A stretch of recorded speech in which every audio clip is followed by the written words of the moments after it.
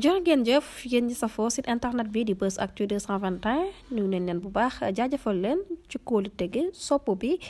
ak topp bi nga xamante ne rek yi nag ñu koy topp bu leen fàttee abonné di bës cloche de notification yi ngir mën a am yeneen i info sant ak ngërëm ñel na leen yéen ñi nga xam ni yéenay safoo chaîne bii di Buzz Actu 221 moom mi nga xam ni moo di ministre de la justice garde des sceaux di maître Ousmane Diagne mun nañ ne daal dinay annoncé mbir bi nga xam ni dina am solo bu baax a baax ci leen li nga xam ni moo di xataayi prison ya yile ba tax na mu daal di xamle jamono gi ñu waxee ak yéen ñu ngi tabax lu yemoo ci 9 li nga xam ni moo di ay prison yu yees ngir kat daal di fexe la tout gën a améliorer lu jëm ci wàllum dund ñi nga xam ni ñoo nekk ci prison ya yile ba tax na jamono gi moom ministre bi la daal di xamle daal nañu yokk bu baax a baax dinañ yokk bu baax li jëm ci indemnité ñi nga xam ne ñoo di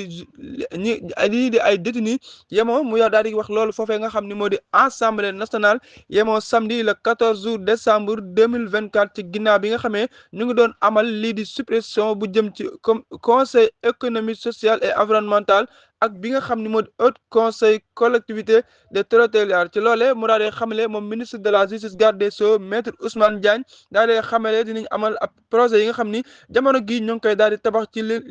li yemoo ci ay prison yi yees jëmee ci 2500 places foofee nga xam ni moo di Diamniadio waaye ca loolee ci li nga xam moo di 500 places fi nga xam moo di Fatick waaye lu ci mënta am du dara lu ngir mun a yaatal bu baax a baax ci leen li nga xam ni moo di ci ay établissement pénitentiaire ci ginnaaw ji loole mun a yaatal bu baax dund ñi nga xam ni ñoo di ñenn ñi nga xam ni ay prisonniers lañ te ñuy dund bu baax ci yenn prison yi nga xam ni xat na loolu ci biir réew di Sénégal ba tax na ministre bi daal di souligner lu am solo ci jamono gi ñu toll nii daal di ne xamle moom yàgg na di wax ne en tant que militant bi nga xam ni militant droit de l'homme la daal di xamle ci société bi dañu war a dund démocrate ginnaaw bi nga xamee ñun dañ daal di woote démocrate ca loolee mu daal di xamle ci ginnaaw bi nga xam ni ñenn ñi dañ leen di envoyé ci ay prison ba tax na mu daal di xamle ci loolee war na nekk mbir bi nga xam ni ay raisons yi justifié la te loolee sax daal di xamle mu daal di ne jamono guñ toll nii kon nag ci responsable la mu daal di ñu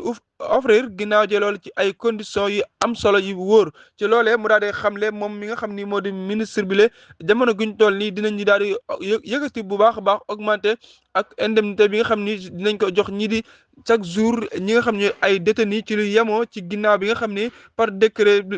bi nga xam ni buñ daal di par décret de projet de loi ngir kat loi de finance 2025 bi la ginnaaw bi loolee ñi nga xam ni ñoo di détenus yi daan jot li 1152 de francs CFA ci xaalis loolee dinañ ko daal di yokku di ko def 1300 francs mu nekk acte bi nga xam ni lu daal di am solo la moom ministre bi daal di koy yëkkati loolee bu ko daal di amee dina nekk acte bi nga xam ni daanaka prison yi dinañ féexaat bu baax a baax ndax kat gis nañu ñi nga xam ne ñooy woote droit ci mim réew du Sénégal saa su ne dañuy wax ni prison yi dafa xat ba jéggi doyo loolu na paquetage dafa ñaaw loolu ba tax na sax bëri ñi nga xam ni saa bu ñu génnee ci prison yi dañ koy wax kon nag tey jii le ministre bi bu indee lii daf ko ci mim réew du Sénégal luy daal di am solo te luy baax ci dund ñi nga xam ne ñoo nekk ci prison yi bu leen di fàttee abonné aimer partager commentaire like ndax kat saa su ne lu fi information xibaar ñu leen koy defal di sàkk bu baax di ñaan yàlla tamit ñi nga xam ñoo nekk ci prison yi yàlla daf ñu génn ci jàmm ba mën a wéyal li nga xam ne luy jëriñ mim réew du Sénégal la